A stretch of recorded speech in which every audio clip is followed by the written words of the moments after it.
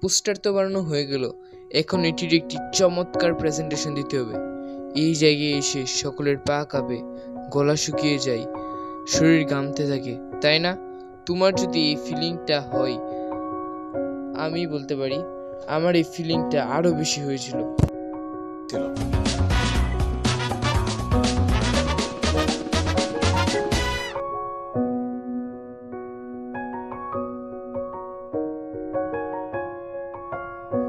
কিন্তু কিছুদিন পরে আমি কিছু ট্রিক ব্যবহার করে আমি বুঝতে পেরেছি, কিছু ট্রিক যদি আমাকে মানতে পারে তাহলে একটি চমৎকার প্রেজেন্টেশন দেওয়া যায়। তো প্রেজেন্টেশনের একদম শুরুটা অনেক বেশি ইম্পর্টেন্ট। কেন জানো? যখন কেউ কোনো প্রেজেন্টেশন শুরু করে তখন ঠিক প্রথম মিনিটে তার দিকে অ্যাটেনশন থাকে সব থেকে বেশি। ঠিক ক্রিকেট খেলার মতো, ফায়ারিস কিছু বলে সবাই তাকিয়ে থাকে যে কি হলো কি হলো।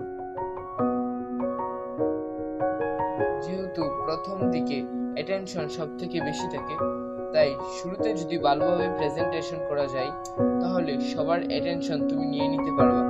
আবার যদি শুরুতে প্রেজেন্টেশন বোরিং হয়, যে আমার নাম এটা, এটা আমার এখানে এই আছে, এই আছে, তাহলে আমার দিকে সকল অ্যাটেনশন ধীরে ধীরে কমে যাবে।